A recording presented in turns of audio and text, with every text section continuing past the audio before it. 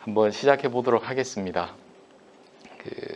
저는 보시면 아시겠지만 기계공학이랑 뭐 공대로 치면 당연히 이과고 공대라고 치고 이제 뭐 기계공학, 전기전자 쪽 백그라운드를 가지고 있고 어디에도 보시면 인공지능이라는 뭐 컴퓨터 사이언스라는 그런 단어는 없습니다. 그래서 저는 사실 인공지능 전문가는 아니고요. 뭐 제가 어디 가서 제 스스로 제가 전문가라고 얘기한 적은 한 번도 없습니다. 그래서 근데 최근에 이제 뭐 저는 이제 원래 제가 관심 있었던 것은 이제 매뉴팩처링, 우리 뭐 제조 생산 쪽이라서 뭐 기계 베이스에 뭐 소위 말하는 산업공학, 산업경영 쪽 관련된 뭐 공장에서 일어나는 뭐 스케줄링도 좋고 뭐 오티마이제이션도 좋고 설비에 대한 어떤 모니터링도 좋고 그런 쪽에 관심이 있었는데 이제 좀 하다 보니까 이제 최근에 그런 연구들을 하기 위해서 쓰이는 기법들이 예전에는 뭐 소위 저희가 말하는 통계들의 데이터를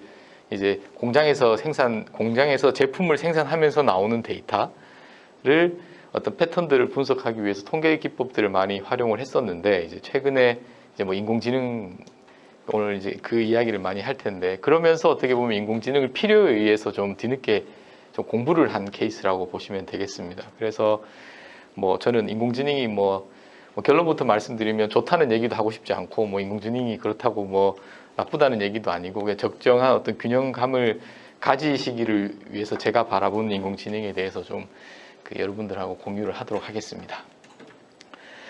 처음 이제 저희가 이제 오늘 3시간을 해야 되는데 3시간을 전부 다 할 생각은 없습니다. 너무 긴장은 안 하셔도 될 것 같고 처음에 어떻게 시작하면 좋을까 해서 제가 보통 뭐 이런 자리뿐만 아니라 여러 가지 뭐 세미나나 강연을 가면 처음 시작하는 발표 자료가 이겁니다. 이게 뭐냐 하면 제목에서 보는 것처럼 때는 2016년, 그러니까 지금부터 한 4, 5년 전이죠. 5년 전이 됐죠, 이제. 그리고 이제 보면 국제학회니까 지금 이 학회는 제가 원래 주로 전공하는 학회에서 이제 이때가 제가 알기로 미국으로 알고 있는데 이제 학회에서 이제 제 연구를 발표했던 사진을 찍은 거라고 보시면 되겠습니다. 보시면 어떤 느낌이 드시나요? 우리가 보통 뭐 국제학회에 가서 뭔가를 발표했다 그러면 막 오디언스도 많고 뭐 그런 느낌인데 뭐 당연히 그런 분야와 그런 연사분들이 계시겠지만 최소한 제가 2016년 때는 요런 느낌? 그래서 뭐 오디언스도 그렇게 많지 않고 뭐 지금 앉아 계시는 분들도 사실 알고 봤더니 뭐 그 다음 연사분이고 스피커고 뭐 그래요. 그래서 뭐 어떤 작은 커뮤니티 내에서 국제 학회임에도 불구하고 서로의 연구를 뭐 좀 분야가 비슷한 아주 스몰한 소사이어티라고 보시면 되겠습니다. 그랬는데 이게 애니메이션을 제가 넣었어야 되는데 이제 2019년도 그러니까 이제 시간이 좀 지났죠. 그 중에 이제 그 과정에 뭐 한국에서는 뭐 알파고 인공지능 뭐 이런 다양한 이벤트들이 있으면서 저 앞에 저기 작게 보이는 사람이 접니다. 그래서 뭐 제 자랑을 하려고 넣은 건 아니고 뭐 그것도 살짝은 있습니다. 있는데 그거보다도 그만큼 많은 분들이 인공지능에 관심이 많아지고 있다는 걸 좀 제가 개인적으로 경험하는 사진 2장을 좀 비교하는 게 도움이 될 것 같아서 요걸 하면서 이제 또 항상 이제 농담 삼아 이건 농담인데 이 정도 오디언스가 있어야 이제 저는 이제 움직이는데 농담입니다. 농담입니다. 그래서 동일한 컨텐츠 퀄리티의 세미나로 하도록 하겠습니다. 먼저 뭐랄까요, 처음 이제 좀 큰 그림을 제가 여러분들하고 좀 공유를 하고 싶은데 요 바닥을 제가 참 여기에다가 어떤 단어를 써야 될지를 좀 애매하긴 한데 뭐 예를 들면 여기 혹시 뭐 주로 제조 쪽이라고 보면 되나요?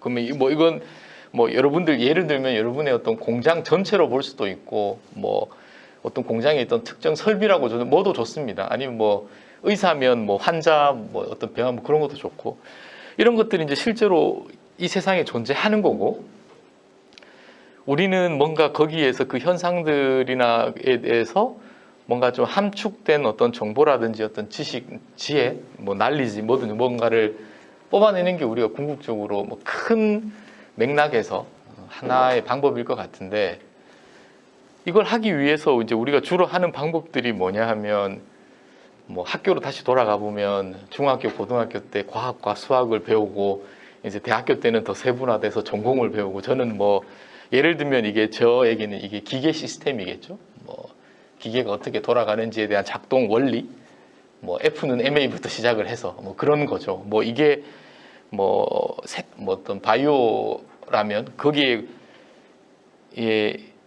관련된 그 법칙들이 있을 겁니다. 뭐 어떤 규칙들이, 뭐 그게 어떤 절대적인 규칙일 수도 있고, 아니면 시간을 지나고 경험을 통해서 어떤 쌓여진 어떤 관측된 결과를 통해서 어떤 우리가 어떤 경험적으로 어떤 어떤 규칙이 있었던 뭐든 상관없습니다.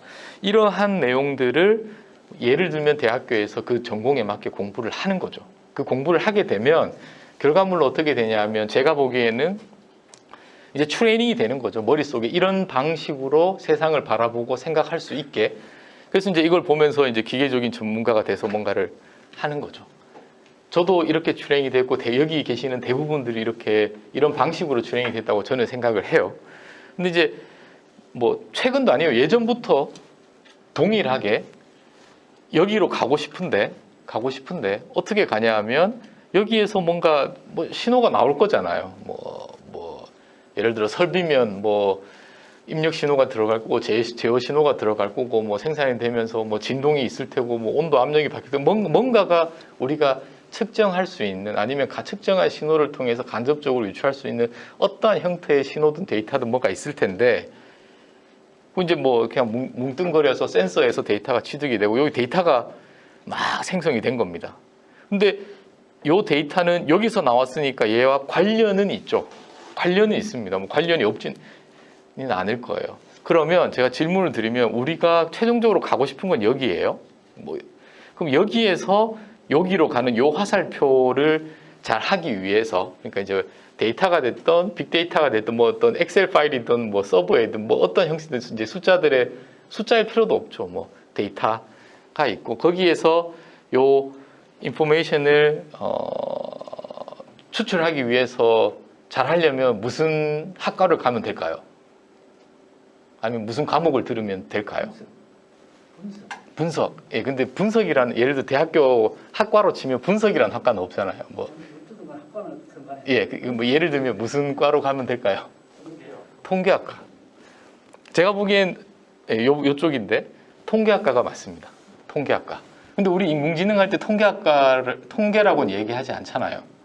근데 통계라는 것이 보면 방금 말씀하신 대로 분석하는 게 맞습니다. 요 데이터는 뭐 예를 들어 그냥 엑셀 파일은 단순한 예를 들어 그냥 숫자들이라고 칠게요. 근데 그게 너무 많죠. 거기에서 좀 함축되고 보이지 않는 어떤 패턴들을 알기 체계적으로 하는 분석 방법이 통계에서 배우는 거라고 보시면 되겠습니다. 이건 뭐 다. 그런데 거기에다가 최근에 이제 우리가 소위 말하는 이제 컴퓨터공학과, 전산학과, 이제 컴퓨터가 들어가겠죠. 왜냐하면 결국은 뭔가 컴퓨터에서 알고리즘적으로 아니면 뭐 그런 많은 데이터를 핸들하기 위해서 컴퓨터의 하드웨어적이든 어떠한 형식이든 이 두 개가 붙으면서 제가 보기에는 요 과정들이 최근에 폭발적으로, 그러니까 요 부분을 얘기하는 거예요. 요즘 최근에 말하는 인공지능. 그래서 제가 보기에 요 두 개가 그냥 좀 그냥 루즈하게 이야기해서 요 두 개가 인공지능이라고 보시면 크게 무리가 없지 않나 싶습니다.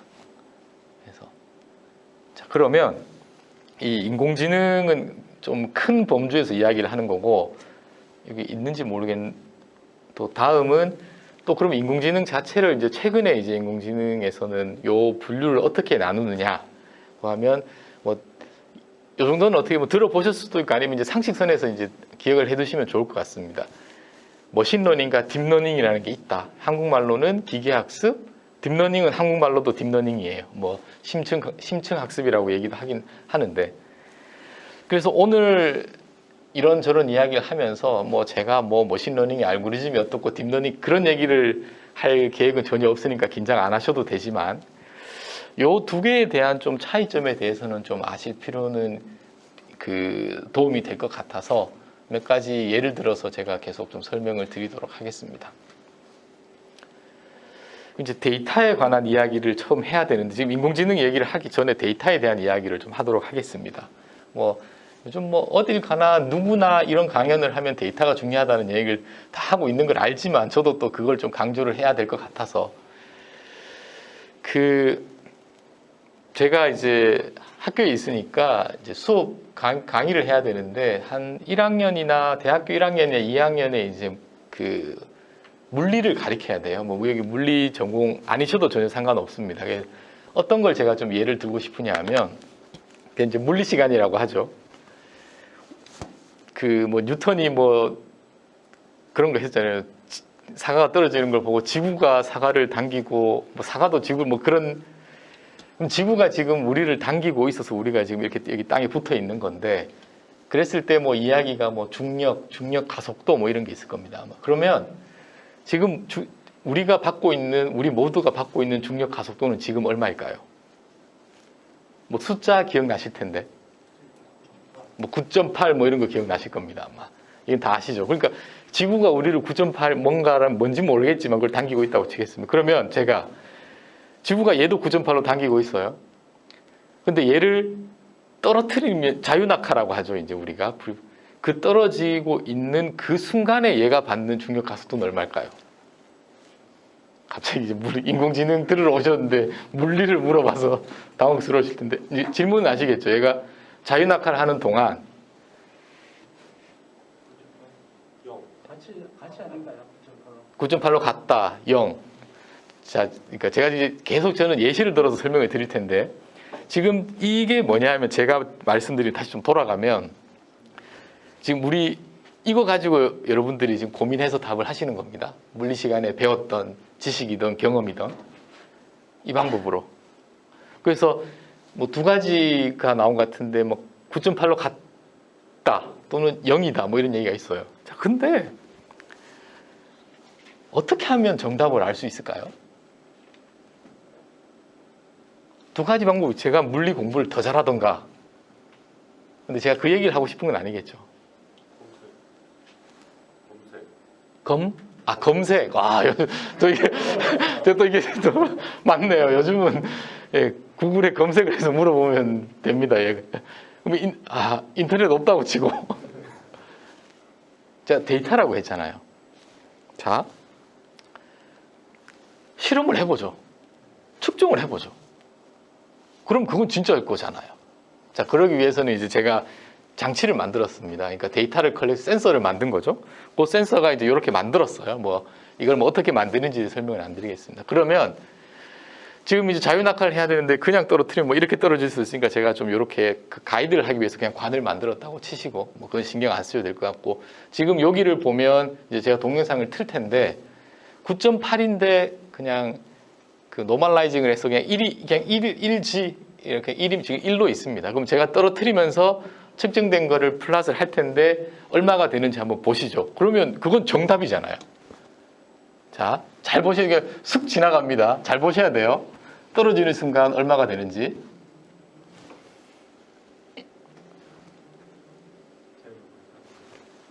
자, 이제 다시 질문을 드릴게요.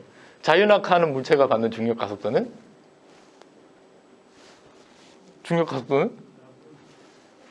여기가 0입니다. 0. 0이에요. 그러니까 제가 지금 뭐 물리를 지금 그러려고 하는 게 아니라 측정하면 되잖아요. 근데 이게 또 어떻게 잘 보면 측정과 이제 제가 그 두 가지 방법론을 말씀을 드렸는데 이거는 소위 우리가 기존에 알던 방법으로 말하면 똑똑해야 돼요. 물리를 잘해야 돼요. 수업 시간에 시험도 잘 봐야 되고. 근데 지금 제가 이거 말씀드리는 거는 그 원리는 잘 모르겠어요. 우리가 물리를 대요. 근데 측정해서 그게 0이라는 거는 알았죠. 이게 데이터의 힘이에요. 제가 보기에.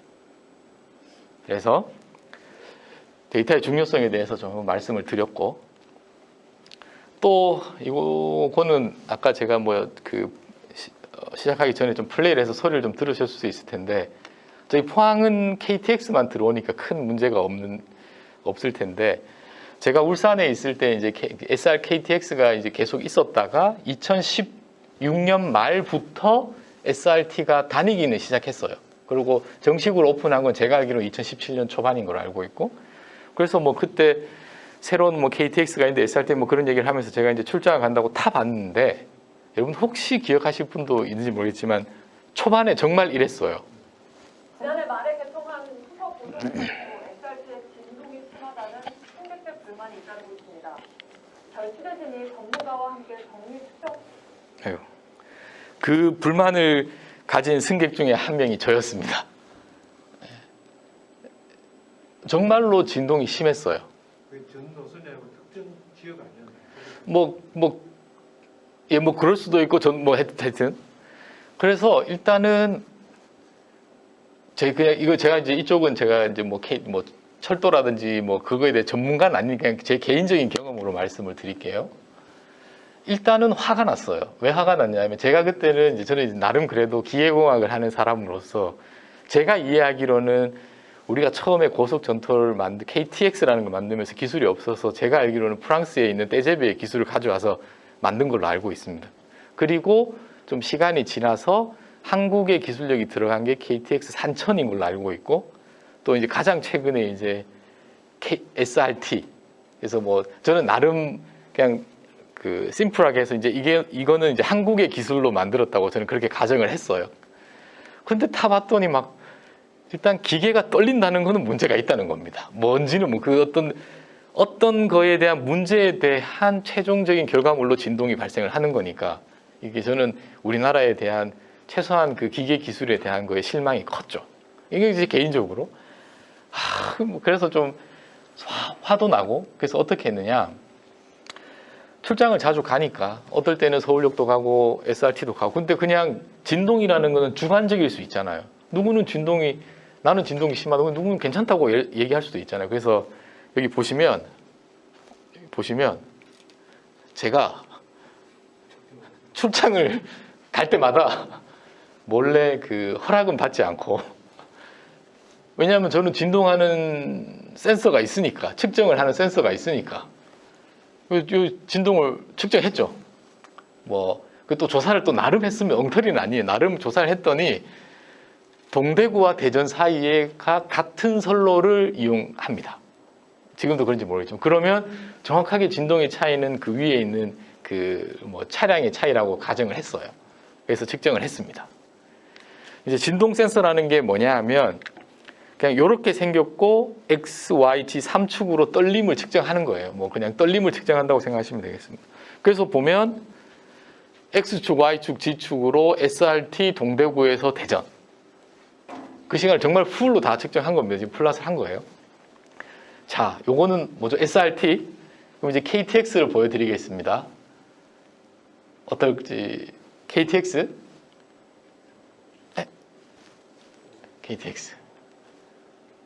그러니까 확실히 차이가 나더라고요. 그래서 이제 일단 첫 번째 제가 여기서 좀 말씀드리고 싶은 것은, 측정하면 클리어해진다. 데이터로 말을 하는 게 가장 설득력이 있다. 그리고 두 번째 또 말씀드리고 싶은 게 제가 이걸 가지고 이제 명확한 에비던스가 있는 거잖아요. 그래서 이걸 들고 어디를 가야 되나 방송을 한번 탈까 고민을 하다가 정권과 방향이 맞지 않는 것 같아서 그냥 조용히 이런 세미나용으로만 쓰고 있습니다. 이게 농담이고. 자, 요거가 이제 또 세 번째 제가 좀 데이터에 대한 거에 말씀을 좀 드리고 싶은 건데, 일단은 여기 뭐 동영상이 나올 거예요. 근데 영어는 신경 쓰지 마시고 그냥 한번 보세요. Would you like to take a picture with me? Yeah, absolutely. Error 700. Please try to reboot me to fix the problem. That's not the first time I've had an error on a date.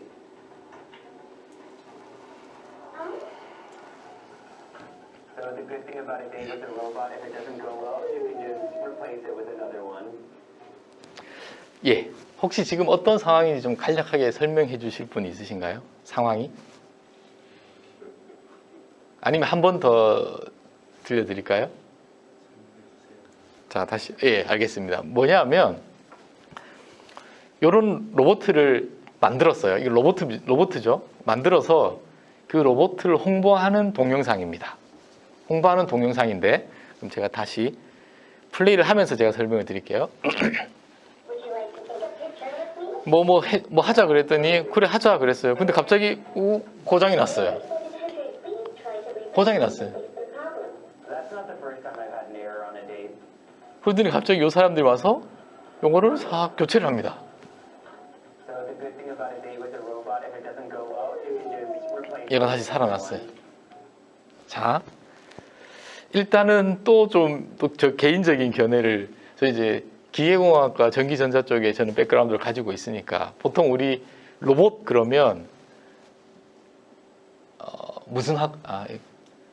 우리 좀 로봇에 대한 환상이 있잖아요. 로봇. 근데 지금 이 광고를 보면 그 로봇가 고장이 나는 걸 보여줘요. 그래서 이제 이게 뭐 좀 또 화가 나고 좀 짜증이 났죠. 근데 상식도 그렇게 처음 생각을 했다가 처음 상식선에서 내가 로봇을 만드는 회사인데 광고를 하는데 내 로봇이 고장 나는 걸 보여준다? 이상하잖아요. 내 제품을 지금 광고하는데 뭐죠? 이거 뭐죠? 그래서 이제 이 로봇이 하는 건 뭐냐 하면 그 서비스 로봇이라고 해서 이제 주로 뭐 독거노인이나 이제 혼자 사시는 분들하고 그냥 대화하는 로봇이에요. 그 인공지능 스피커라고 보시면 되겠습니다. 근데 그냥 인공지능 스피커 놓고 이야기하면 좀 이상하잖아요. 그래서 사람이 보통은 이제 그거 대신 어떤 사람의 형체인 로봇을 가지고 대화하도록 지금 만들어 놓은 겁니다. 자, 그런데 이 로봇이 지금 고장이 났어요. 근데 지금 방금 여기서 홍보를 하고 싶은 포인트는 뭘까요? 얘가 고장이 나도 상관없다. 옆에 거랑 바꾸면 된다. 그 얘기는 무슨 얘기인가요? 여기 내가 나와 뭐 제가 이걸 샀어요. 그래서 대화를 막 해요. 아니면 뭔가 이 로봇을 가지고 익스피리언스를 해서 경험을 했습니다. 그 경험의 형태의 정보와 데이터는 여기에 있나요? 아니면 어디에 있나요? 여기에 있으면 얘를 바꾸면 다른 게 오는 거잖아요. 근데 바꿔도 된다는 건 여기 없다는 거죠. 그건 뭐 소위 뭐 예를 들면 우리 쉽게 말하면 클라우드에 있겠죠. 그 경험들이 데이터의 형태로 여기에 있기 때문에 얘는 바뀌어도 상관이 없는 거예요. 사람으로 치면 그러니까 얘는 저는 참 이 말을 하기가 저는 로봇을 관심이 있는 사람으로서 이 말을 하기가 참 그런데 이 회사 입장에서 이 로봇은 껍데기예요. 이 익스피리언스를 하고 데이터를 커뮤니케이션 하기 위한 채널일 뿐입니다. 제가 보기엔 좀 과장을 하자면. 그러니까 이 회사는 본인이 로봇 회사라는 건가요? 데이터 회사라는 건가요? 자기는 데이터 회사라는 거죠. 사람들이 더 많은 경험을 하면 그 경험된 데이터들이 더 많이 그 회사가 확보가 될 거고 그걸 가지고 뭔가 뭐 모르겠어요. 뭐 인공지능을 하든 뭘 하든 그걸 가지고 어떤 비즈니스 모델을 만들겠다는 거죠. 그 포인트를 지금 강조하고 있는 거예요. 그래서 이걸 딱 보고 학과를 나 전공을 잘못 선택했나? 시대가 이렇게 바뀌는 건가 이제? 그러니까 저도 이걸 좀 받아들이기가 그러니까 그렇게 간다는 거는 알겠어요. 근데 이제 그게 좀 마음이 불편하죠. 마음이 불편하죠. 그래서 제조회사들도 마찬가지인 것 같아요. 그게 아직까지 그런 비즈니스가 되는지는 모르겠지만 뭐 많이 들어보신 것처럼 이거에 대해 조금 더 확장을 하면 뭐 최근에 특히 뭐 최근도 아니죠. 이제 꽤 한창 유행했던 뭐 GE 프리딕스라든지 뭐 지멘스라든지 이런 회사들이 있잖아요. 그럼 뭐 요즘 소위 말하는 뭐 디지털 트랜스포메이션, 디지털 트윈 다 이런 이야기들, 키워드들이 제가 보기에는 다 이런 트렌드의 하나라고 보시면 크게 무리가 없을 것 같아요. GE라는 회사가 어떤 회사인지 혹시 뭐 저보다 더 잘 아실 것 같은데 GE 하면 어떤 게 떠오르시나요? GE. 떠오르는 딱 단어가. GE가 만드는 제품군을 혹시 아시나요? 뭐 가장 예를 들어 미국에서 이걸 물어보면 그 뭐죠? 그러니까 그 뭐라 그러죠? 마이크로웨이브가 뭐죠? 전자레인지로 아는 거고. 근데 이제 우리 이쪽 좀 뭐 하시는 분들은 뭐 가스터빈, 항공기 엔진. 뭐 저도 사실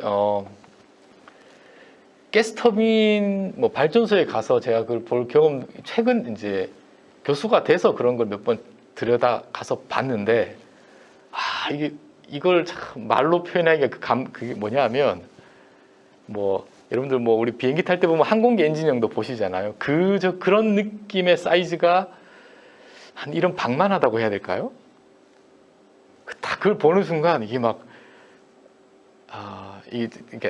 이걸 좀 그냥 곡해하지 마시고 들으시면 이게 이 남자의 이 사나이의 학문 어떤 그런 기계에 대한 막 그런 게 느껴지더라고요.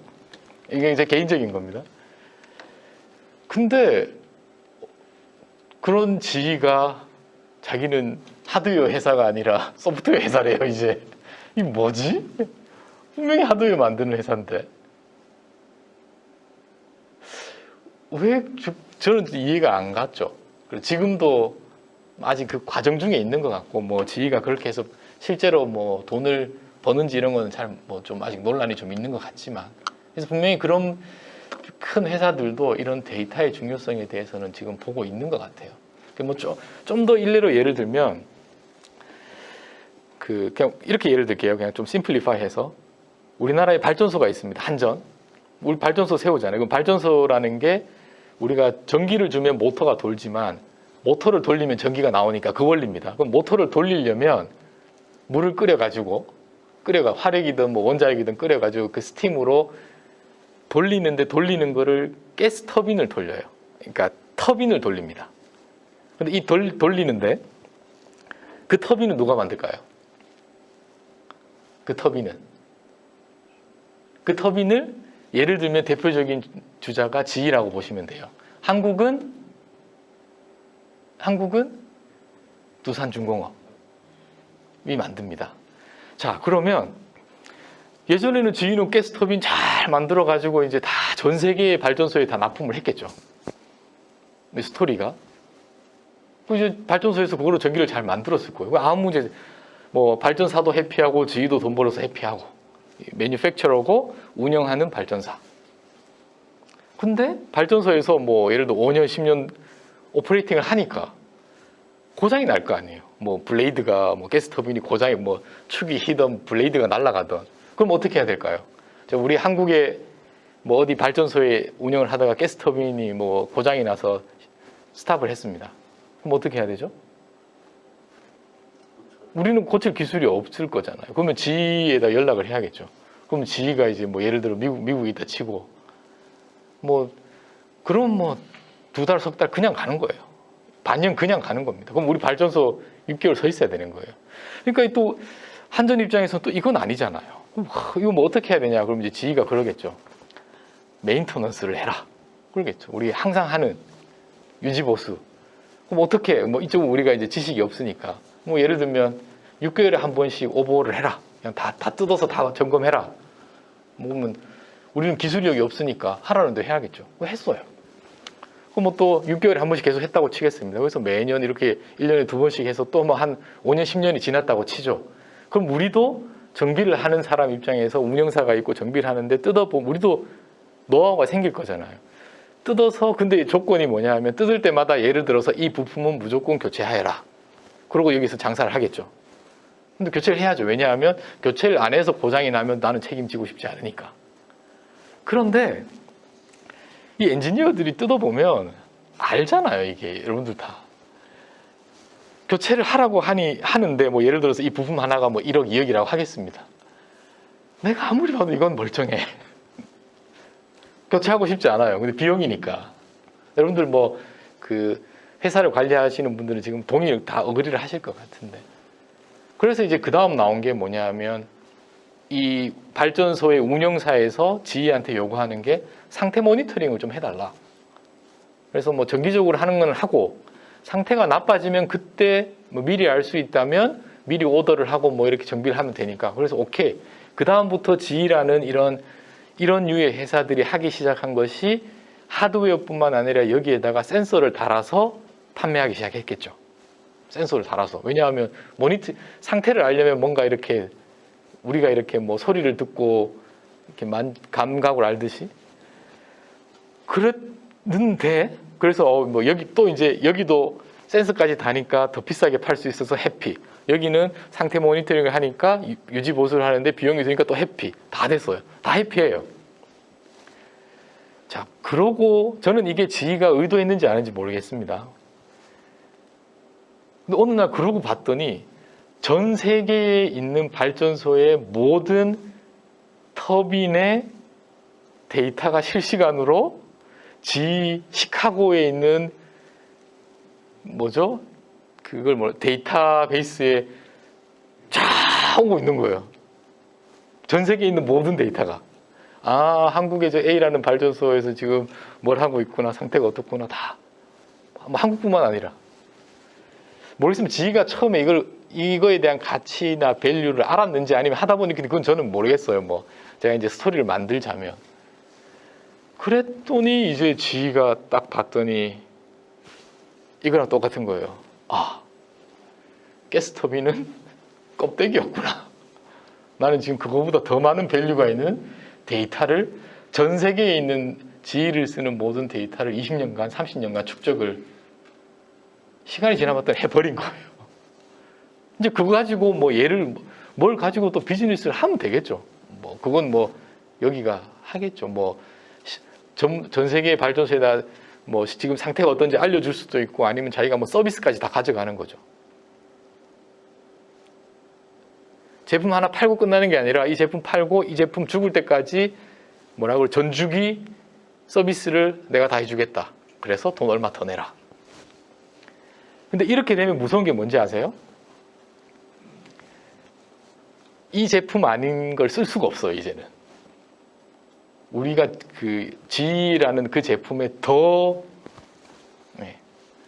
자, 그러면 이제 또 그건 뭐 G 얘기고 G 얘기를 제가 이렇게 좀 장하게 말씀드리는 거는 하드웨어적인 거에서 데이터적인 비즈니스의 가능성에 대해서 뭐 좀 히스를 좀 그냥 좀 쉽게 좀 풀어서 설명을 한 거고 뭐 좋습니다. 근데 이제 또 제가 말씀드린 것처럼 가스터빈을 이런 비슷한 비즈니스를 하는 우리 한국의 두산중공업은 어떡할 거냐?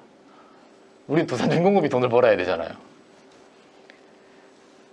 두산중공업은 최근에 이런 거에 대한 걸 깨달았겠죠? 그럼 최근에 이제 뭐 예를 들어 하드웨어적인 기술은 비슷하다고 치고 그래서 센서도 달았어요. 그래서 뭐 한국에 있는 발전소에 넣었다고 치죠. 그러면 두산중공업은 데이터를 몇 년 취득한 거죠? 예를 들면 뭐 5년, 10년 취득한 거예요. GE는 30년 취득한 거예요. 이거 극복을 못 해요. 이게 문제가 뭐냐면 우리 뭐 요즘 뭐 삼성이 뭐 퍼스트 무브냐, 패스트 팔로우냐 뭐 이런 얘기를 하잖아요. 패스트 팔로우는 1등 걸 갖고 와서 뜯어가지고 하드웨어적인 거 들어서 막 우리 열심히 뭐 리버스 엔지니어링 하면 되잖아요. 뭐 그것도 어렵지만 이걸 뭐 쉽게 얘기하는 것도 그렇게. 근데 이 데이터가 쌓이는 거는 내가 10년이 되면 여기는 또 10년 또 도망가요. 그러니까 1등과 2등의 간극이 더 그러니까 좁히기가 더 어려워집니다. 그러니까 더 큰일 난 거예요. 이런 관점에서 보면. 그러니까 시장을 제가 보기에는 이제 이런 관점에서 보면 시장의 마켓을 무조건 선점하는 게 중요해요. 선점하는 게. 그래서 더 많은 커스터머가 더 많이 사용하고 더 많은 데이터가 나에게 축적이 되고 그걸 가지고 또 다른 뭔가 비즈니스를 만들어내고 이제 이렇게 가야 되는데 그러면서 더 격차가 벌어지지 않을까 걱정이 되고 그럼 이제 또 다른 예로 그럼 중국은 어떻게 할까요? 중국도 뭐 두산중공업이랑 뭐 예를 들면 상황이 비슷하잖아요. 어떻게 하면 돼요? 중국은 근데 또 상황이 좀 달라요. 그냥 중국 내수에 예를 들면 100대 깔아. 그러면 이제 10배 하드웨어가 더 많으니까. 근데 한국은 또 그것도 안 돼요. 그래서 조금 이런 관점에서 보면 제가 보기에는 좀 어려울 수도 있겠다는 생각이 들어요. 이걸 어떻게 이제 이런 관점에서 좀 봐야 되지 않나 싶습니다. 그리고 이제 데이터에 대한 거는 뭐 제가 여기서 이야기를 끝낼 것 같은데 요 키워드를 한번 꼭 좀 기억해 두셨으면 좋겠어요. 데이터를 중심으로 기존에 여러분들이 하고 있던 사고방식, 세상을 바라보는 관점, 그리고 우리 머릿속에 있는 엔진을 바꾸는 연습을 지금부터 하셔야 돼요. 근데 그러니까 저도 이게 잘 안 됩니다. 왜냐하면 저도 머릿속에 이 기계공학, 이 하드웨어적인 게 박혀 있어가지고 뭐 그래서 뭐 여러분들이 저에게 뭐 이게 뭐 구체적으로 뭐 예시를 들으면 저도 잘 모르겠어요. 근데 저쪽으로 가야 되는 거는 저희가 거역할 수 없는 방향이지 않나 싶어요. 그래서 뭐 그런 얘기까지 좀 하고 넘어가겠습니다. 이제 여러분들 관심 있어 할 인공지능에 대해서 좀 이야기를 할 텐데 뭐 머신러닝, 딥러닝 뭐 다 좋습니다. 뭐 이런 얘기 한번 해보죠. 자, 그러면 인공지능 거기 이제 단어를 이제 좀 들여다보면 지능이라는 게 있고 인공이 있잖아요. 그러니까 이게 아티피셜하다는 인위적이라는 건데 그럼 여기서 말하는 지능은 누구의 지능을 암묵적으로 지금 이야기하고 있는 걸까요? 여기의 지능은 사람이죠, 사람. 뭐 고등동물도 지능이 있긴 하지만 그냥 사람이라고 생각하겠습니다. 그러면 결국은 컴퓨터가 사람처럼 지능을 갖고 싶다는 거예요. 그러면 인공지능을 잘하기 위해서는 사람의 지능이 어떤지를 당연히 처음부터 한번 봐야 될 것 같고 그 중에 지능 중에 관심 있는 게 뭐냐 하면 어떻게 학습을 하느냐예요. 새로운 경험과 세상을 바라봤을 때 인간이 여기서 인간 여러분들 어린아이라고 생각하시면 됩니다. 어른 말고 아무것도 모르는 아무런 경험도 없고 사전 지식이 없는 어린아이가 새로운 걸 접했을 때 그것을 어떻게 배우는지 그 과정이 중요해요. 그 과정을 정확하게 컴퓨터가 따라 하겠다는 뜻입니다. 그리고 지금 따라 하고 있고 그게 인공지능이에요. 그러면 이제 그 과정을 한번 보죠. 자, 그러면 제가 또 여러분들 다 이제 대부분 한번 여러분들이 어렸을 때라든지 아니면 지금 자녀가 계신 분들 그걸 한번 생각을 해보면 여러분들이 그 어린아이가 이런 것들을 모른다고 치죠. 한 번도 본 적이 없다. 한 번도 이걸 뭔지 몰라요. 그 이제 상상을 해보죠. 자, 그러면 자 보겠습니다. 이제 어린아이가 와서 이걸 봤어요. 이거 궁금해요. 그럼 어떻게 할까요?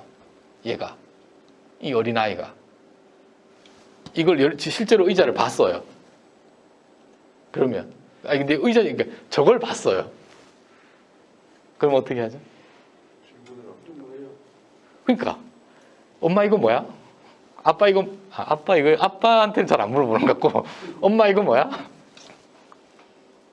자, 그럼 여기서 중요합니다. 엄마가 뭐라고 대답할까요? 이게 중요해요. 자 이제 어린아이가 엄마 이거 뭐야? 그랬어요. 엄마 뭐라고 답하나요? 이게 되게 중요한 포인트예요. 네? 의자야.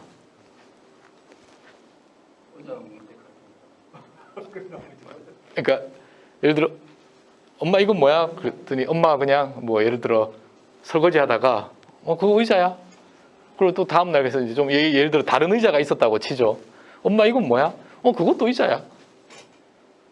그렇게 뭐 예를 들어 한 두세 번 했다고 치죠. 그러면 어린아이가 예를 들어 엄마랑 어디 가다가 엄마 이거 의자지 그래요. 동의하시죠? 의자라는 개념을 어린아이가 학습한 거예요. 여기서 제가 안 그런 예시를 한번 들어볼게요. 뭘 말하고 싶으냐면 어린아이가 엄마 이거 뭐야? 그랬어요. 그때 엄마가 딱 애를 앉혀놓고 앉아봐. 저거는 인간이 의자라고 이름을 붙였고 기능은 사람이 앉는데 도움을 주는 거고 뭐 보통은 등받이가 있는데 등받이가 없는 것도 있고 뭐 다리가 4개, 일반적으로 4개인데 3개도 있을 수 있고, 이렇게 지금 제가 뭐냐면 우리가 알고 있는 그 의자의 데피니션을 지금 이렇게 설명을 하고 있는 거잖아요. 우리 이렇게 어린아이한테 새로운 지식을 이렇게 가르치나요? 그러니까 평상시에 그렇게 안 가르치잖아요. 아무도 이렇게 안 하잖아요. 자, 이거를 인공지능으로 설명을 해볼게요. 아니, 인공지능이라기보다 여러분들이 코딩을 한다고 생각을 해보죠. 코딩을, 개발자가. 그러면 뭐 여기 요 이제 개발의 코딩에 대해서 경험이 있으신지는 잘 모르겠지만, 예를 들면 이 의자라는 걸 알기 위해서 예전에 제가 이제 코딩을 한다고 하면 그냥 단순하게 하면 결국은 우리 조건문이에요. 조건문. if 뭐 또 그 밑에 then 또 if 뭐 다 만족하면 이게 yes고 yes면 결과가 답은 의자. 이렇게 코딩을 하잖아요. 그리고 뭐 예를 들어 공장에서 뭐 제어 로직을 짜겠다. 예를 들면 그럼 뭐 신호가 왔는데 이거의 크기가 얼마에서 얼마 사이면 뭘 하고 이런 식일 거라고요. 이런 식으로 코딩을 하면 이건 인공지능, 그러니까 사람이 세상을 인지하는 방식하고 좀 다르죠. 사람은 이것처럼 한 가지는 아니겠지만 유한하지만 여러 개의 정답을 보여줘요. 그리고 그 조건문이라고 했던 그러한 패턴들을 스스로 깨닫습니다. 스스로 깨달아요. 요게 좀 여러분들이 좀 지금 그럼 다시 이제 요거를 했고 이제 요걸로 여러분들에게 제가 정확하게 설명을 다시 한번 드려볼게요. 뭐 들어보신 분도 계실 것 같은데, 또 여러분들이 이제 코딩을 합니다. 이제 개발을 해요. 여기는 뭐 예시로 설명을 드리겠지만, 위에 거는 1이죠. 우리는 다 알아요. 밑에 거는 0입니다. 우리는 다 압니다. 컴퓨터는 몰라요. 컴퓨터가 저 위의 이미지를 보고 1이라고 판단하고 밑에 있는 이미지를 보고 0을 판단하기 위해서 우리가 코딩을 해야 된다고 치죠. 자, 여러분들 어떻게 하시겠습니까? 말로 한번 해보시죠. 뭐 개발을 해야 된다고.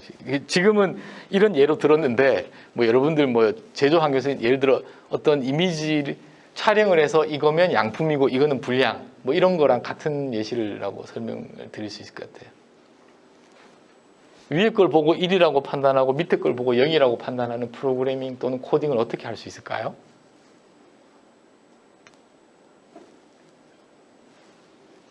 아니, 뭐 제가 정답을 바라는 게 아닙니다. 그냥 여러분들의 아이디어를 바라는 거지.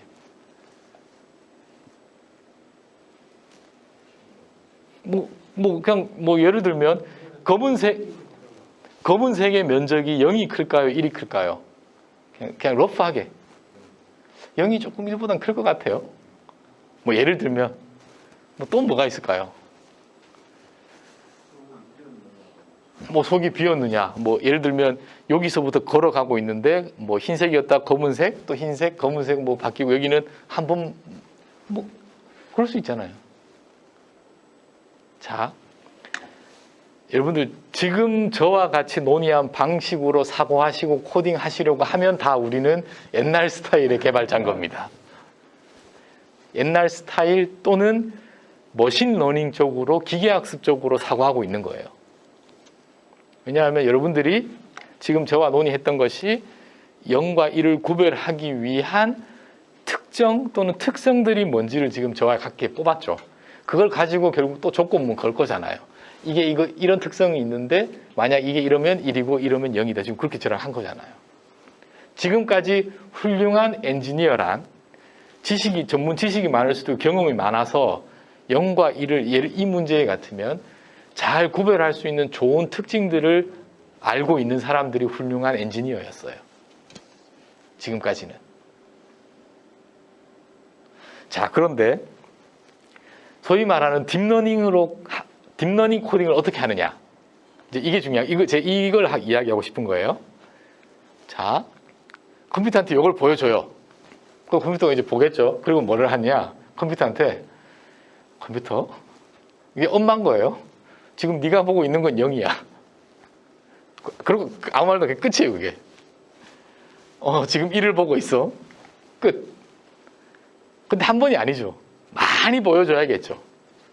그러면 뭐 여기 뭐 중간에 뭐 이런 게 있긴 한데 이런 거는 제가 지금은 설명을 굳이 할 필요는 없습니다. 언제까지 보여주느냐? 새로운 1을 보여줬어요. 그랬더니 컴퓨터가 쭉쭉쭉쭉 가가지고 얘가 나는 0이라고 생각해. 그러면 지금 잘못 학습한 거잖아요. 그러니까 잘못했어. 또 다시 더 학습해. 또 보여주고 또 보여주고. 그러다가 어느 순간 봤더니 0을 보여주면 0이라고 그러고 1을 보여주면 1. 너 지금 이제 0과 1 구별할 줄 아는 거야. 지금 제가 뭐 0과 1을 구별하는데 뭐 면적이 어떻고 몇 번 바뀌고 그런 얘기 한 적 한 번도 없습니다. 0과 1을 보여주고 이건 0이야, 이건 1이라고 얘기를 하는 거예요. 그리고 인공지능이라는 또는 컴퓨터라는 네가 알아서 머릿속으로 또는 그 컴퓨터 속에서 스스로 그것을 깨우치라는 거예요. 이 사고 방식을 우리가 바꾸는 게 쉽지가 않아요. 저도 그렇고. 이 완전 다른 겁니다. 프로블럼 솔빙하는 프로세스가 전혀 달라요. 자, 그러면 뭐 좀 시시한 것처럼 보이지만 이런 걸 가지고 이것도 정말 시시한 데모를 한번 보여드릴게요. 여기다가 손으로 숫자를 썼어요. 이게 카메라입니다. 그리고 제가 방금 말한 그 방법으로 딥러닝을 학습했어요. 버튼을 누르고 세븐 세그먼트에 그 결과물이 디스플레이가 됩니다. 4라고 맞춰요. 그리고 제가 일부러 삐딱하게 넣었어요. 이렇게 삐딱하게, 아무렇게. 8로 맞춰요. 맞춥니다.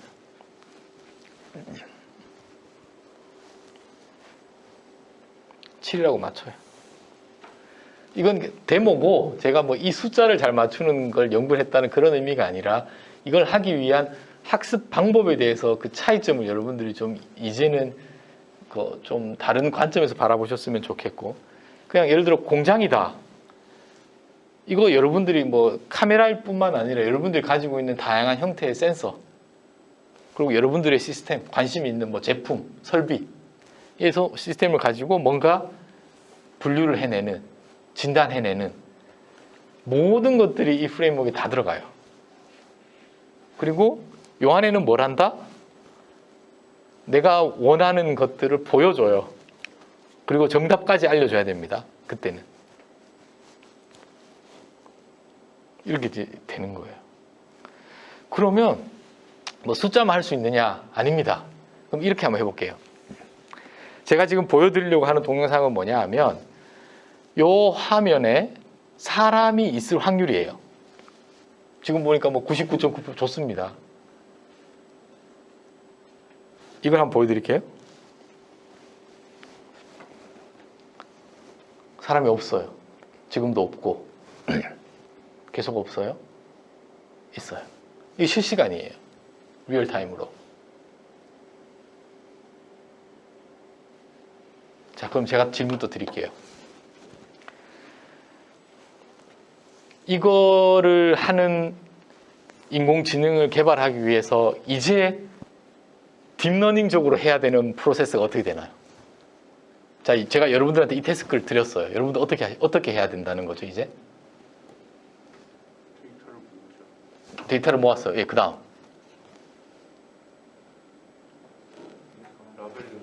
좋습니다. 라벨링을 해야 됩니다. 어떻게? 이것은 사람이 있는 장면이다, 없는 장면이다. 좋습니다. 예, 정확하게 말씀드렸습니다.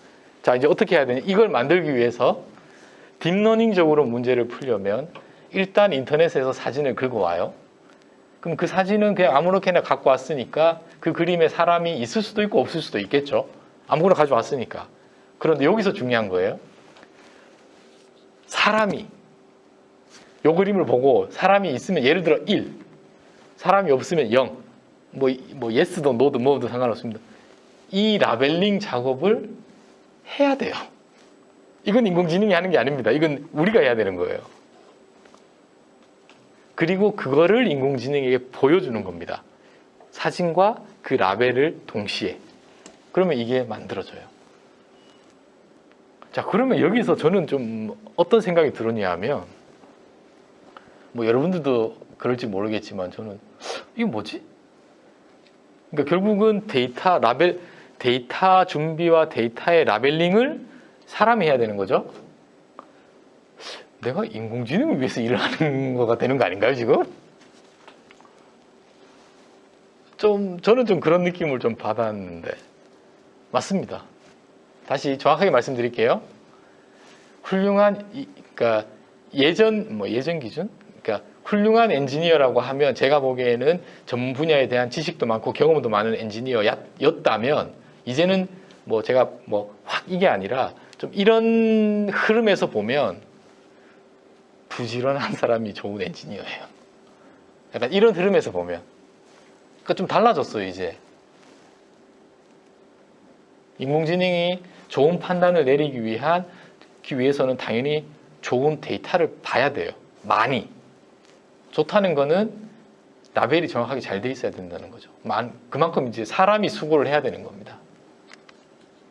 그러니까 인공지능이 뭐 그냥 툭 그런 거 없습니다.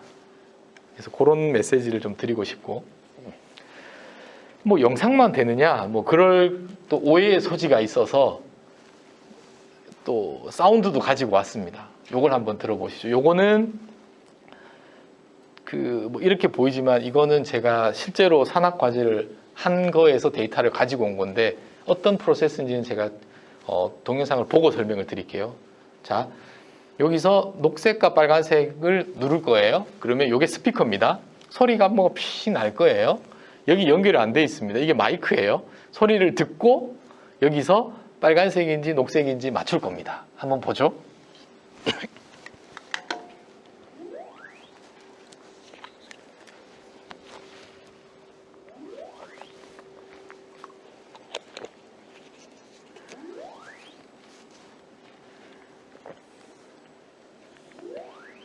제가 당연히 되는 동영상을 가져왔겠죠. 이게 안 되는 동영상을 가져왔을 리는 없고. 자, 일단 첫 번째, 빨간색과 녹색이 사람 뭐 소리가 뭐 삐 뭐 이런 소리였죠. 여러분들 빨간색하고 녹색하고 구분 됩니까?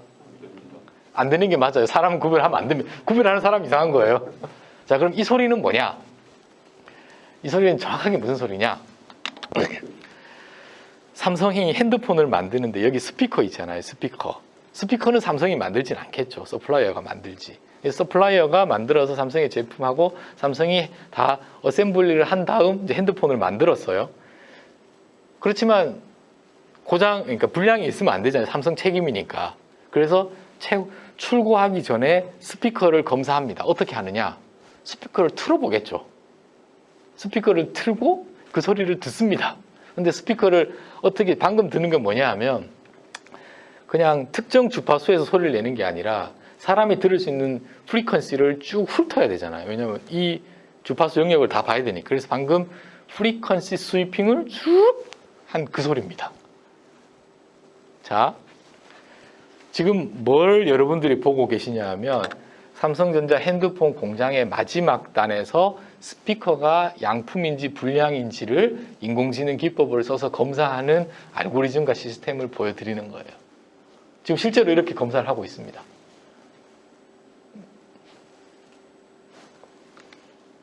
이거 어떻게 했을까요? 이 알고리즘을 개발을 어떻게 했을까요? 스피커 실제로 틀고 소리 녹음하고 그리고 전문가가 뭐 듣던 뭐 플러스를 하던 뭘 해서 이 소리는 이 스피커는 정상, 이 스피커는 불량 라벨링을 해줘야 돼요. 그런 과정을 통해서 축적된 데이터를 가지고 학습을 한 겁니다. 그리고 나서 인공지능으로 이제 자동으로 이제 검사하는 시스템이 개발이 되는 거죠. 자, 그러면 이제 지식의 축적 과정에 대해서 좀 제가 서머리를 좀 하고 넘어가야 될 것 같은데, 뭐 이런 말 들어봤을 겁니다 아마. 연역적인 사고, 기납적인 사고. 자, 그러면 이제 다시 질문을 할게요. 인공지능은 연역적인가요? 기납적인가요? 무조건 기납적인 겁니다. 얘는 연역적인 사고를 하는 방법이 아니에요. 자, 그러면 또 다르게 질문을 할게요. 우리 귀납법이라고 하면 항상 저는 그게 생각이 나거든요. 성급한 일반화의 오류. 귀납법은 항상 제 느낌에는 항상 네거티브한 거였어요. 그러니까 완벽할 수 없죠. 그냥 귀납법이니까. 그리고 어느 정도 그냥 일반화를 한 거니까. 데이터를 해서. 그러니까 확률적으로 이렇다는 거지 무조건 그렇다는 얘기는 아닙니다. 자, 그런 걸 꼭 여러분들이 염두를 해 두셔야 되는데, 뭐 예를 들어서 절대로 예를 들어 뭐 그냥 yes, no라고 하는데 절대로 이건 틀리면 안 된다. 이걸 인공지능으로 하면 될까요? 안 될까요? 안 돼요. 안 되는 겁니다. 근데 뭐 어느 정도의 어떤 그 컨피던스를 가지고 몇 개의 얼마의 오류는 내가 충분히 감내할 수 있는 시스템이다. 인공지능만큼 좋은 접근 방법이 없죠. 그러니까 이걸 판단하셔야 돼요. 이걸 판단하셔야 돼요. 자, 알겠습니다. 자, 그리고 문제 해결 방식의 변화라는 게 제가 말씀드렸던 도메인에 지식이 많고 경험이 많을 거냐, 아니면 데이터를 많이 준비해서 그걸 인공지능에 보여줄 거냐, 그거에 대한 큰 축을 말씀을 드렸습니다. 자, 그래서 또 똑같은 예제인데 삼성이 가전이 광주에 있는데 이제 이런 시스템 에어컨을 여기 붙어 있는 걸 만듭니다. 만들었어요. 그리고 이제 또 조립을 다 하겠죠. 근데 출고하기 전, shipping하기 전에 또 제대로 조립이 되었는지 검사를 해야겠죠. 그럼 또 여쭤볼게요. 뭐 부품이 다 서플라이어 와서 이렇게 다 준비가 돼 있을 테고 프로덕션 라인이 쭉 가면서 다 조립을 해서 이렇게 딱 만들어집니다. 끝에. 그 검사 어떻게 할까요? 제대로 조립이 되었는지 검사 어떻게 할까요? 삼성에서 에어컨 또 전기 꽂고 틉니다. 그냥 검사를 하는 방법은 사실 무수히 많고 끝도 없겠지만, 그러니까 지금 최소한 광주에 있는 삼성 라인이 택하고 있는 것은 에어컨이 다 만들어진 걸 틀어요. 그리고 주변에 우리가 소위 말하는 마이크를 쫙 답니다. 그 소리를 측정해요. 그러면 우리가 생각하기에 그냥 가정을 뭔가 좀 문제가 있으면 이런 소리가 날 거지. 그리고 제대로 조립이 되면 이렇겠지. 완벽하진 않아요. 그러니까 이 방법이. 근데 지금은 이렇게 하고 있습니다. 그럼 역시나 마찬가지로 방금 드르륵이는 건 뭐 예를 들어 안에 뭐 조립 과정 중에 이물질이 꼈다든지 뭐 나사가 풀렸다든지 뭐 그런 거겠죠. 그러면 뭔가 우리가 생각지 못했던 조용한 사운드가 아닌 뭔가가 나오겠죠. 그거를 디텍션 하면 되는 거예요. 소리 기반으로. 뭐 이런 거 보여드렸습니다. 요거 좀 또 재밌는 건데, 제가 이야기는 대부분 좀 제조 베이스에 계시는 분으로 알고 있는데, 제가 뭐 이런 걸 가지고 막 또 어디 가서 이야기를 막 했더니 의사 선생님이 한 분 오셔가지고 본인이 뭐 이런 지금 하고 있는데 그 후두암 진단을 하는 의사분이시래요. 뭐야, 알겠습니다. 근데 저한테 왜? 그랬더니 후두암이라는 게 여기에 뭔가 후두에 문제가 있어서 실제로 이것을 진단하기 위해서는 내시경을 이렇게 넣어서 보면은 그건 뭐 100% 클리어하게 진단을 하는 건데, 그래서 그렇게 지금도 하고 있고 그렇게 해야 되고, 근데 그분이 그러시는 거예요. 환자가 와서 나에게 이 후두암이라는 것을 진단하기 위해서, 그러면 이제 진단을 하려면 대화를 해야 되잖아요. 뭐 이런저런 얘기를. 본인 말로는 이 검사를 하지 않고 대화만 해도 나는 90% 이상 맞출 수 있대요. 그러니까 본인 말로.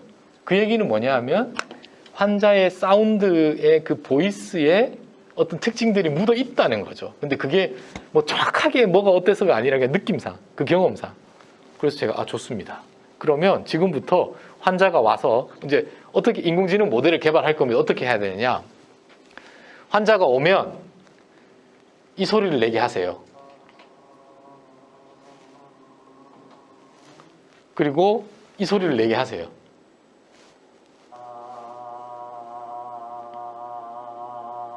그래서 소리를 다 녹음하십시오. 그리고 실제로 측정해서 라벨을 해주십시오. 라벨링을 해주십시오. 이제 제가 뭐 어떤 식으로 이 과정이 되는지는 아시겠죠. 이렇게 했더니 후두암, 인공지능을 통해 목소리만으로 판별한다. 뭐 이런 기사가 나올 수 있죠. 근데 당연히 이거 가지고 뭐 진단을 대체하겠다 그런 얘기는 아닙니다. 그리고 그렇게 또 의료 쪽은 그렇게 해서도 안 되고. 근데 이게 뭐 모르겠습니다. 그냥 의사분들의 어떤 결정을 내림에 있어서 어떤 서포팅하는 추가 정보를 주는 거죠. 그것만으로도 오케이. 제가 보기에. 자, 그러면 지금까지 제가 쭉 예시를 들었는데 그 인공지능 관점에서 보면 결국은 제가 어떤 예들을 보여드렸냐 하면 바이너리 클래시피케이션을 보여드린 거예요. 지금 제가 하는 말은 모르셔도 됩니다. 전혀. 정말 가장 심플한 예를 보여드린 건데 좀 이렇게 뭐 데모를 보여드리거나 아니면 실제 성공 사례들을 보여드렸는데 뭐 잘 되는 것처럼만 보이지만 제가 요걸 한번 같이 여러분들하고 논의를 하고 싶은데 뭐냐 하면 요 문제만 하고 제가 좀 쉬도록 하겠습니다. 어떤 문제냐 하면 그냥 또 비유적으로 제가 설명하기 위해서 예시를 하나 가지고 왔어요. 뭐냐 하면 우리에게 주어진 문제는 뭐냐면 사진들이 많이 있는데 이 사진이 뭔지를 알고 싶은 게 아니라 이 사진이 언제 찍혔는지가 궁금하다고 치죠. 이게 저희가 문제예요. 낮에 찍혔는지 밤에 찍혔는지. 그래서 또 역시나 바이너리 클래시피케이션 문제입니다. 그냥 그런 예시를 주게. 이거 낮에 찍혔죠. 이거 밤에 찍혔죠. 이거 클리어해요. 그리고 지금 딱 생각해보면 이거 인공지능으로 이제 배웠으니까 누구 세미나 들으니까 이렇게 하라면 인터넷 갖고 와서 낮에 찍은 사진들한테 다 0으로 라벨링하고 밤에 있는 거 1로 라벨링하면 이제 그렇게 해서 학습하면 딱 모델 개발되고 어느 정도 되겠구나. 예, 어느 정도 됩니다. 어느 정도 됩니다. 자, 그런데 이거는 뭘까요? 제가 지금 이건 뭘까요? 이건 저도 인터넷에서 가지고 온 사진이라서 설명을 이게 해가 뜨는 건지 해가 지는 건지는 모르겠는데 이거는 그러면 0인가요? 1인가요? 0.5. 예, 좋습니다. 0.5. 0.5가 정답이에요. 근데 그러니까 뭘 말씀드리고 싶으냐 하면 그러니까 예를 들어서 이걸 통해서 우리가 뭐 훌륭한 인공지능을 만들었다고 칩시다. 얘가 들어가면 틀리는 게 정답이에요. 근데 우리는 그걸 생각을 못 해요. 이걸 들어가서 틀리면 이 인공지능 알고리즘이 틀렸다고 생각해요. 틀리는 게 정답인데.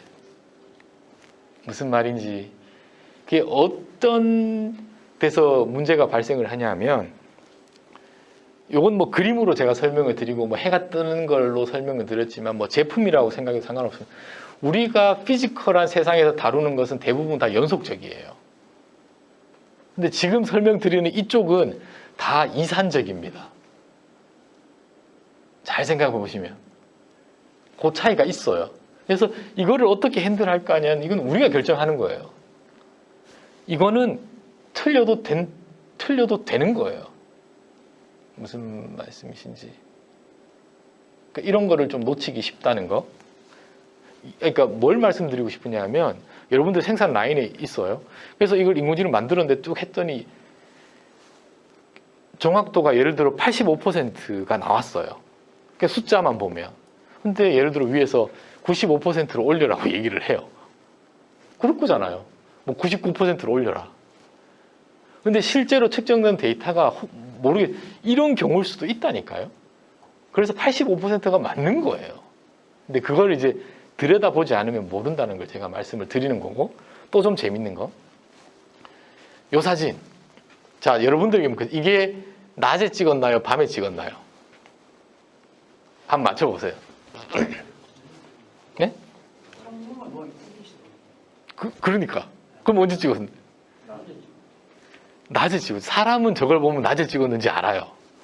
근데 인공지능에 저걸 보여주면 컴컴하잖아요? 언제 찍었다고 이야기할 것 같으세요? 뭐 해보진 않았습니다, 저도. 밤에 찍었다고 얘기하겠죠. 자, 요거는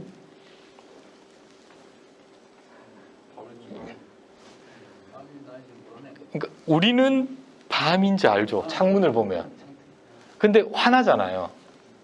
자, 이 뭘 말씀드리고 싶으냐면 저는 참 이걸 보면서 참 인간은 대단한 것 같아요. 인간은 저걸 보고 상황을 지금 인지를 하는 거잖아요. 창문이 있고 창문이라는 건 바깥 세상하고 통하는 거고 바깥 세상이 어두우면 그건 밤인 거고 이거를 인공지능한테 데이터를 어떻게 가르치느냐예요. 못 가르칩니다. 못 가르쳐요. 아니, 뭐 가르칠 수는 있겠죠. 내가 드리는 노력 대비 데이터비 저걸 가르치 정말 무슨 제가 보기에 이걸 인공지능이 낮이라고 얘기하는 거는 make sense 해요. 예. 자, 또 다른 예시를 한번 들어볼까요? 이건 낮일까요? 밤일까요?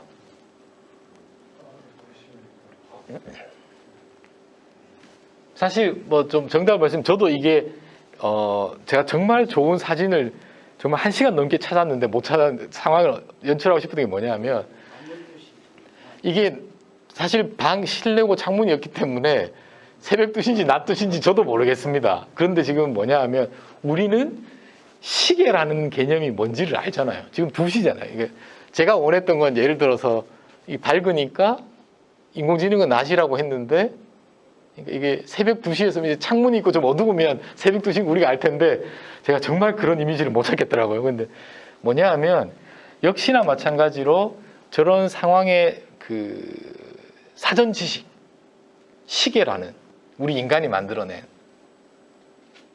그 시간에 대한 정보가 있는 거잖아요. 저거를 인공지능이 깨달을 수 있을까요? 우리가 몇 개의 데이터를 주고. 그러니까 가능은 하겠지만 쉽지 않습니다. 쉽지 않아요. 그래서 뭐 이렇게 말씀을 드리면 좀 그냥 우리 쉬운 말로 대충의 적당한 성능을 내기에는 인공지능 방법론이 아주 훌륭해요. 제가 보기에.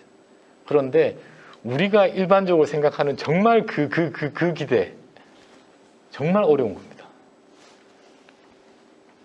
또 하나 더 있었는데 이건 보면 이건 뭐 제가 보기엔 낮이에요. 근데 뭐냐면 사진에 사진이 있잖아요. 근데 인공지능이 예를 들어 여기를 포커스 했다면 밤이라고 생각할 겁니다. 근데 인공지능이 이게 사진인지를 다 사진이잖아요. 그러니까 인공지능이 이걸 보고 밤이라고 이야기할 수도 있는 거잖아요. 근데 우리는 그렇게 얘기 안 하죠. 왜냐하면 우리는 다 이게 창문이라는 사진이라는 그 어떤 그 문맥을 아는 거잖아요. 그 문맥까지 인공지능에게 데이터를 통해서 배우게 한다? 제가 보기엔 가능은 하겠지만 쉽지 않은 얘기인 건 확실해요. 잠시만요. 제가 하나만 더 얘기하고 쉬겠습니다. 뭐 들어보신 분도 계실 텐데 제가 뭐 계속 지금 뭐 데이터 이야기를 많이 했었고 요 얘기를 하고 싶은데 여러분들 뭐 우스갯소리로 제가 이 얘기를 할 텐데 꼭 좀 그 메시지가 좀 전달이 되었으면 좋겠습니다. 그리고 제가 항상 어디 가서 얘기하는데 요거가 여기 뭐 저희 연구실에 학생들도 좀 와 있는 것 같은데 제 인생의 어떤 터닝 포인트예요. 요 일화가 진심으로 뭘 얘기하고 싶은 거냐면 자 대부분 다 아파트에 사시는데 예를 들어 저희 집이 여기였다고 치죠. 그리고 저희 윗집에서 이사를 하더라고요. 실제로. 그래서 토요일 날 아침에 제가 자다가 소리에 깼어요. 드르륵 드르륵 시끄러워서 소리를 깼습니다. 근데 왜 그런지 모르겠는데 궁금해졌어요. 저 사람이 이사를 갈까 이사를 올까? 참 쓸데없죠. 자, 그럼 이걸 이제 제가 그 당시에 이제 막 인공지능 막 열심히 공부하고 있었을 때라서 이 인공지능 문제로 이걸 포뮬레이팅을 하면 제가 가지고 있는 데이터는 드르륵 드르륵 사운드 그리고 내가 예측해야 되는 아웃풋은 간다 온다 0, 1인 바이너리 클래시피케이션 문제예요. 그래서 생각을 했죠. 이사를 간다면 내려올 때 짐이 많을 테고 그러면 묵직할 테니까 저주파 성분이 많을 거고 뭐 혼자 막 뭐 별의별 막 그런데 모르겠더라고요. 정말로 모르겠더라고요. 뭐 혼자 뭐 나름 공학 박사의 인공지능 뭐 한다고 해서 막 머릿속으로 막 안 돼요. 정말. 그런데 이제 제가 집사람한테 물어봤죠. 여보, 내가 지금 이런 고민이 있는데 당신은 어떻게 생각해? 예, 일단 뭐 대부분 다 그러시면 안 됩니다. 절대로 그러시면 안 됩니다. 토요일 날 아침에 깨우시면 안 돼요. 근데 제가 되게 어떤 거였냐면 저희 집사람이 탁 돌아 누우면서 하는 말이 제 인생에 이게 딱 한 포인트인데 뭐냐면 정확하게 제가 이사를 가지 그걸 왜 물어봐 그러더라고요. 근데 뭐 제 집사람이 뭐 동네 주민을 미리 알아서 그런 거 아닙니다. 그런 거 아닙니다. 깜짝 놀랐어요 저는. 당신 어떻게 알아? 참고로 저희 집사람 문과예요. 인공지능을 따로 공부를 하나? 그래. 저희 집사람 윗집이 이사를 가는지 어떻게 알았을까요?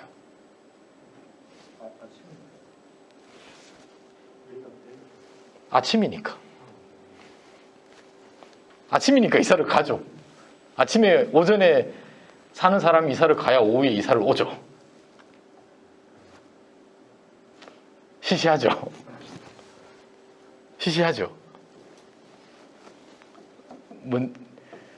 제가 드리고 싶은 말씀이 뭐냐 하면 저희 집사람은 뭐 소리도 들었겠지만 인풋 데이터가 뭐였죠? 인풋의 데이터가 시간인 거였어요. 그러니까 뭐 여러 개가 그러니까 다시 그걸 보고 그 시간이 지금이 예를 들어 오전 7시다. 그럼 뭐 오전 7시 뭐 예를 들어 그냥 오전 11시를 기준으로 그냥 스레시홀드를 해서 이사를 가고 이사를 오고. 이것도 인공지능이에요. 무슨 말씀을 드리고 싶으냐면 데이터의 종류는 다양합니다.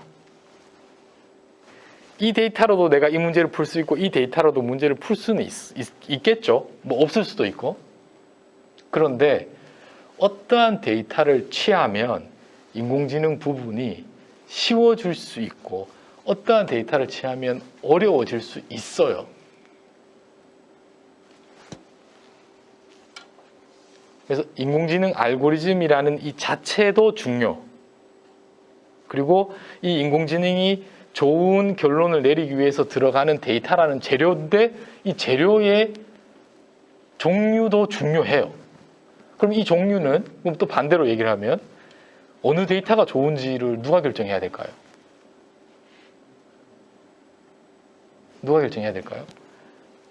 요 에피소드로 가면 저는 왜 그 오전을 생각 못했을까요?